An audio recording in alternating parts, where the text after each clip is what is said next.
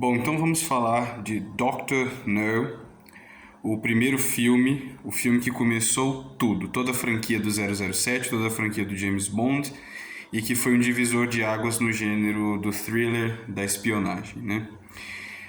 Primeira coisa que eu queria dizer, eu vou dar minha opinião sobre o filme, né? Mas a primeira coisa que eu gostaria de deixar clara é que, por mais que eu vá dizer alguns defeitos do filme, eu não nego em momento algum a importância histórica que esse filme teve para a história do cinema. A importância histórica para a história do cinema, muito bem. Por quê? Porque ele foi um divisor de águas, né? Realmente você teve ali uma aposta muito inteligente, né?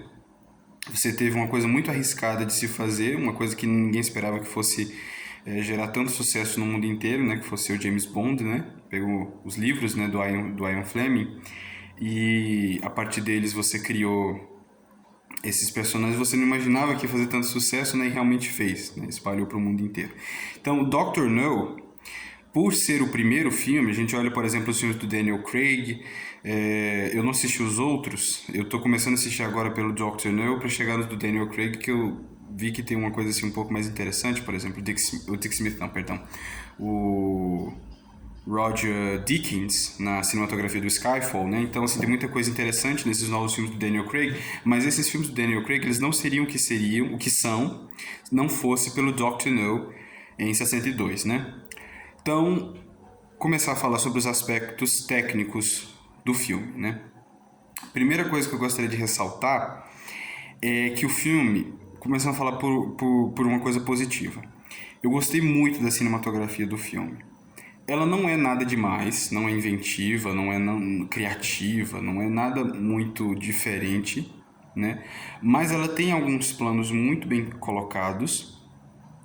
Você tem, por exemplo, o jeito como cinematograficamente falando, agora não falando sobre o roteiro, apesar de que isso também é mérito do roteiro.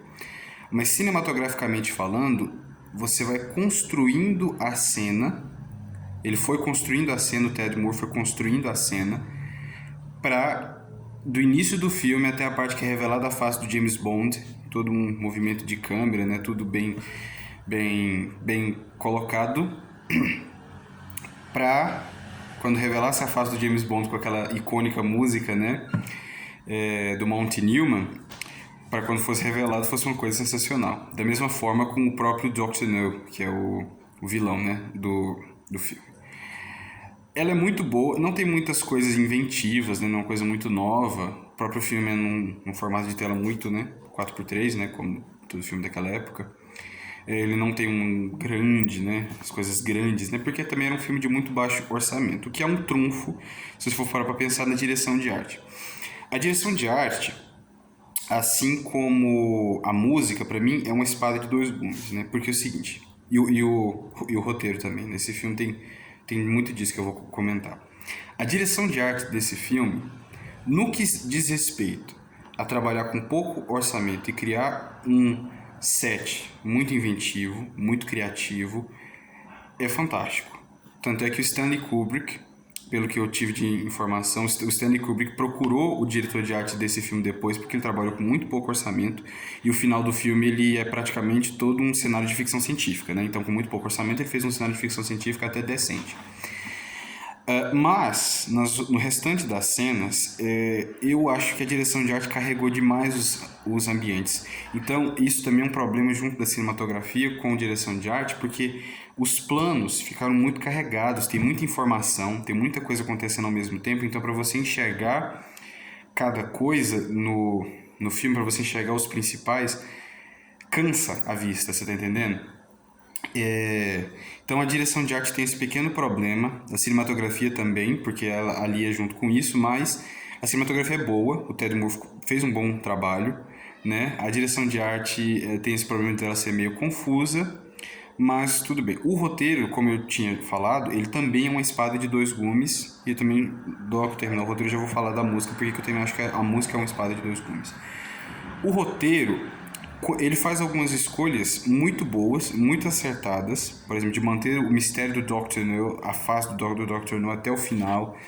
Ele vai construindo progressivamente, né, o personagem do Dr. No até que Digo do mistério, né? Não que o Doctor não seja uma pessoa com muita personalidade, é um vilão muito bom, porque ele vai se revelando aos poucos, você não tem muita presença dele de tela, o que é muito bom, né? Você cria essa aura de mistério, né? De ameaça em torno dele. E quando ele acerta bem, mas quando ele erra muito feio.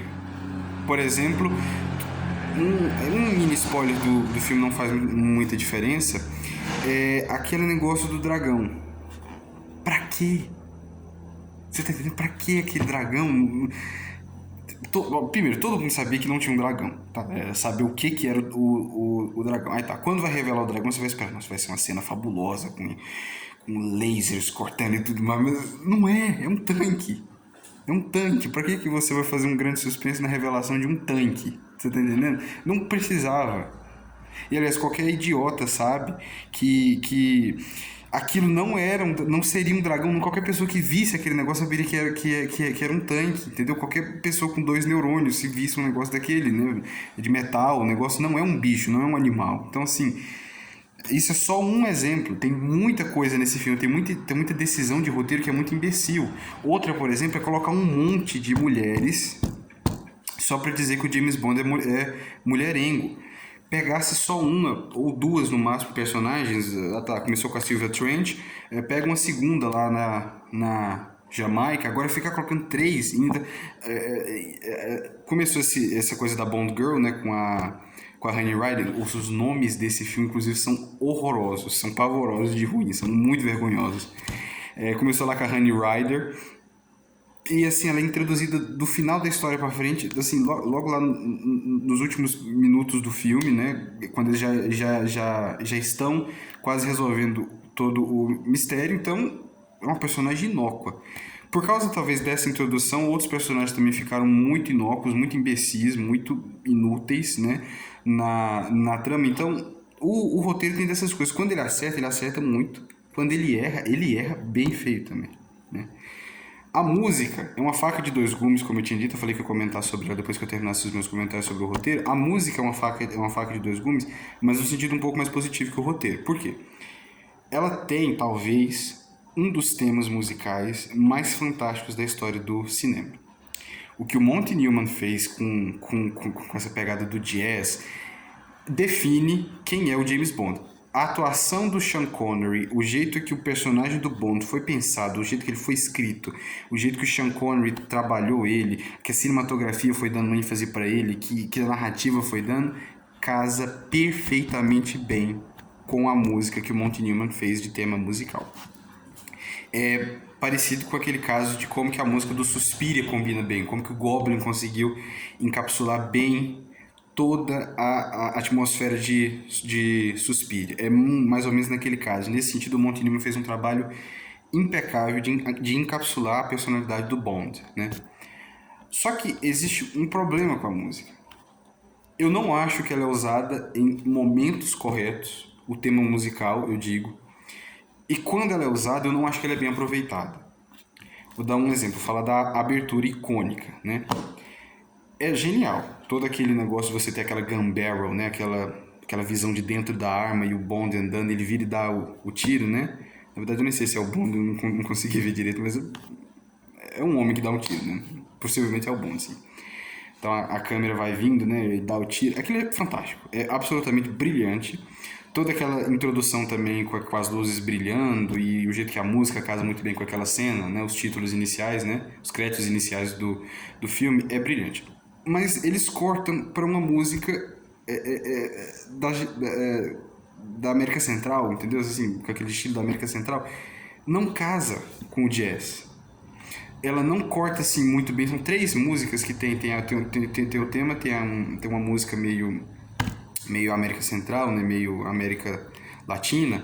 E a outra música que já tem letra, né? Aquela Three Blind Mice, que depois é até legal, né? Depois porque tem os três homens cegos, né? Então, mas por que não fizeram a abertura só com a música do Monty Newman, né? Então, assim, é uma música muito boa, só que quando ela é usada, ela não é usada nos momentos certos. E quando ela acontece ser usada em momento certo, eles não a utilizam direito. Você tá entendendo? Então, e além disso, é só o tema que é interessante. O resto da música do filme é completamente esquecível, né? No máximo você encontra uma variação mais extensa do tema principal, mas no mais ela não é uma coisa assim tão inventiva, tão extraordinária, né? Então assim, ela tem um tema fantástico, o restante completamente esquecível e um uso muito ruim da música, né? Então tem esse pequeno problema. Bom, existe também uma visão de uma pessoa que não estava acompanhando na época, quando o Doctor No foi lançado. Ninguém sabia que aquela música ia ser a coisa mais icônica também, né? Então, talvez o uso dela, se soubessem, poderia ter sido muito mais bem pensado, né? O uso de uma música como aquela, assim como me parece que foi porque eu não assisti o filme ainda, né? Comecei pelo Doctor No até vou chegar no último, se tudo der certo, né? Como foi usado no Cassino Royale, por exemplo, né? Bom, mas então, falando de um último aspecto técnico, o design de som. Olha, mesmo sendo um filme de 62, eu achei o design de som do filme meio ruim. Meio ruim. Os tiros das armas silenciosas sempre me incomodavam, sempre me tiravam do filme. Sempre que eles davam um tiro e a pessoa caía, primeiro que estragava toda a atmosfera de uma cena. Segundo, que eu saía do filme, falava, a arma não faz esse som. Né? Eu já assisti muitos filmes com armas dando tiro e armas não fazem esse som. É um som de como fosse uma pancada, né? E não de um tiro silenciado, né? Com silenciador. Então eu achei o design de som meio duvidoso. Talvez eu esteja falando besteira, né? Mas acredito que não. Acredito que o som do filme esteja meio esquisito mesmo, né? Mas, então assim, esse é o geral do filme, né? O filme tem esses problemas, tem esses acertos. Mas então agora não falando de aspectos técnicos, mas falando agora do filme em si, como que eu assisti o filme, né? Eu gostei muito de ter assistido Doctor No, porque é James Bond, né? Então o personagem está bem colocado já na cultura pop, você já sabe que ele é um personagem legal, você já sabe que ele vai evoluir, né? Para um personagem muito legal, filmes muito legais, trilhas sonoras muito legais, temas musicais legais, né? Efeitos especiais muito bons. Os desse filme também são muito bons. Quero inclusive ressaltar uma cena de perseguição lá pelas metades do filme tem uma cena de perseguição de carro que é brilhante. Ela não envelheceu um minuto no tempo, né? Ficou muito bem feito. Mas então assim, o filme é muito divertido. Só que esses pequenos problemas que o filme tem, pequenos na realidade não, são grandes. Quando ele acerta muito, mas quando ele erra pra caramba também. Tiram a gente do filme. Por exemplo, eu queria ter visto uma relação do James Bond com o Querrell. O Querrell parecia ser um personagem que teria proveito. Mas aí com a introdução da Honey Rider, morre. O Querrell vira um... Bond, eles estão vindo. Bond, olha lá eles, olha lá. Você tá entendendo? Ele não passa nada mais pra frente. E a Honey Rider é mulher burra, é mulher imbecil, entendeu? Só pra falar que o James Bond pega a mulher, né? Olha que legal. Como se ele já tivesse feito isso com 3 mulheres antes, né? No filme. Ela é uma personagem que não é necessária em nada. Nada. Ela não é necessária em nada. Ela não acrescenta. Ela, na verdade, ela piora a história. Porque tem muitos momentos ali que o Bond faz coisas que... Naquele final, por exemplo, eu achei ridículo aquele final dele soltando a corda do barco, né? E ele ficando lá com ela. Isso não é bem spoiler sobre o final, porque não é só uma ceninha, né? Eu achei bem ridículo. Então, assim, é um filme muito divertido. Apesar de todos os defeitos, é um filme muito divertido, vale a pena assistir, porque foi onde começou toda a série, a saga do James Bond, né? Então, como filme inicial, talvez tenha sido justamente por isso que ele fez tanto sucesso, por ser um filme divertido, muito divertido, um filme escapista, né? E que mescla ali muito bem o thriller de espionagem com a ficção científica, né? Então, cria um espetáculo para você se divertir. Não é um filme que você vai, eu vou ver o Poderoso Chefão, eu vou analisar todas as camadas do Poderoso Chefão. Não é um filme para você fazer isso. James Bond é um filme... o James Bond é um personagem escapista, você vai assistir para se divertir, né? Para ver um filme de espionagem, né? Então, É um filme bom. Eu daria uma nota 6,1 de 10 por conta desses defeitos. Eu acho que alguns deles diminuem bastante o que a experiência poderia ter sido, especialmente se tivesse excluído alguns personagens, especialmente essa Honey Rider, tivesse melhorado os nomes, né? Tivesse tido um uso da música um pouco mais consciente, né? E é isso, né? Então, esse é o meu comentário a respeito do Dr. No, né? O satânico Dr. No, de 1962. E é isso que eu penso a respeito desse filme. Novamente, eu não diminuo o legado histórico que ele deixou, mas eu noto esses pequenos problemas, porque quando eu vou assistir um filme, realmente eu gosto de me colocar como se estivesse na época, né? Mas tem algumas coisas que não dá. Você tem que realmente imaginar como que seria, porque, por exemplo, esse negócio do uso da música que eu comentei. Mas assim, não diminui a, a importância histórica, mas eu noto esses problemas. E é isso que eu quero colocar a respeito do Dr. No, que é um comentário que eu não vi muitas pessoas fazendo. Essas pílulas que eu solto aqui é porque eu não vejo as pessoas comentando as mesmas coisas, senão não teria porquê eu comentar as mesmas coisas, né? Então, eu tenho essas críticas a respeito do filme, então é isso que eu gostaria de colocar aqui para vocês.